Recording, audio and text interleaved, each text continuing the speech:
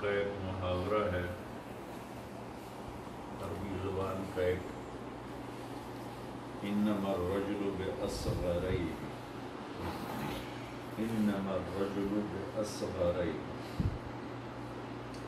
انسان کی قیمت اس کے دو چھوٹے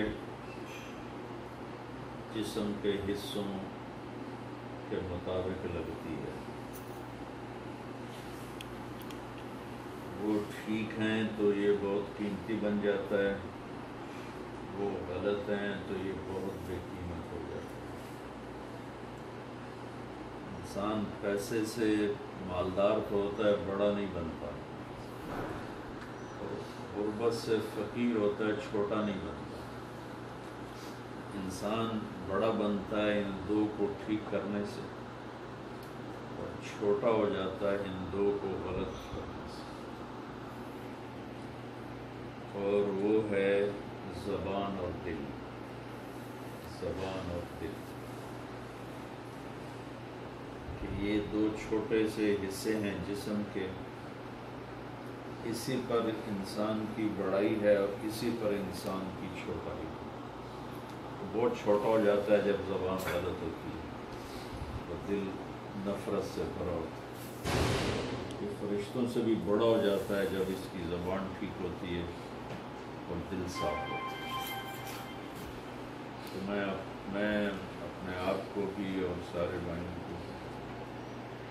یہی نصیحت کیا کرتا ہوں، ایک اپنی زبان کی حفاظت کریں، جھوٹ، غیبت، چالی، بے اکرامی، طنز، طعنہ، شدت والے بول زبان سے صاف کریں، اور دل میں بغض، نفرت، حسد، کینہ،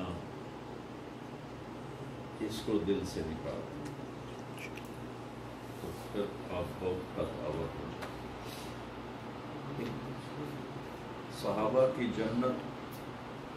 جنتی ہونا،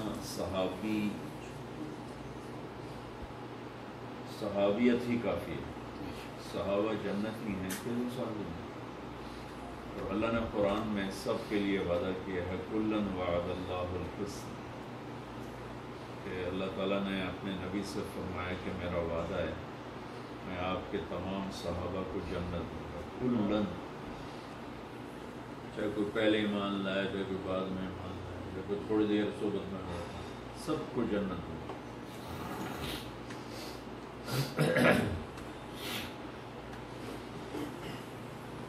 پھر صلح حدیبیہ میں جو شریک تھے ان کو اللہ تعالیٰ نے خاص طور پر فرمایا کہ لقد رضی اللہ، میں ان سے راضی ہوں۔ پھر جو بدر میں شریک تھے ان سے اللہ نے فرمایا جاؤ جو مرضی کرو میں نے معاف کر دیا۔ ایک صحابی ہیں جو بدر میں بھی شریک ہیں، صلح حدیبیہ میں بھی شریک ہیں، اور صحابہ میں بھی بہت بڑے صحابی ہیں، ان کا نام ہے ابو دجانہ۔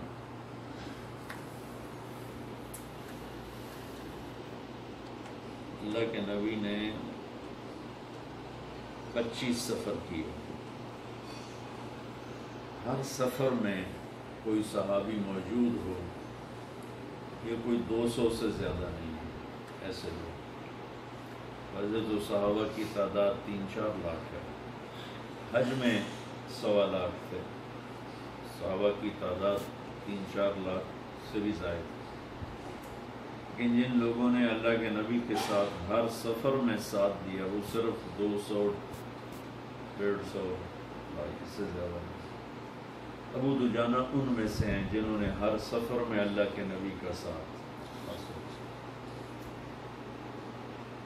اچھا، یہ آدمی ایک بات کرتا ہے،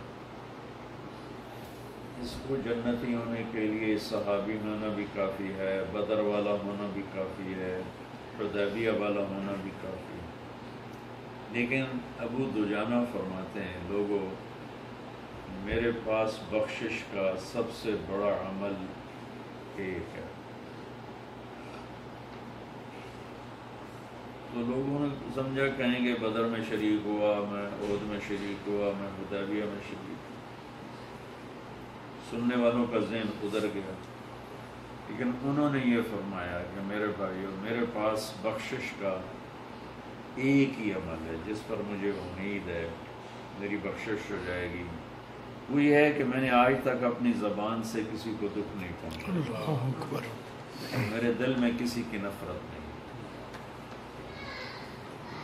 بدر کی جنگ، حدیبیہ کی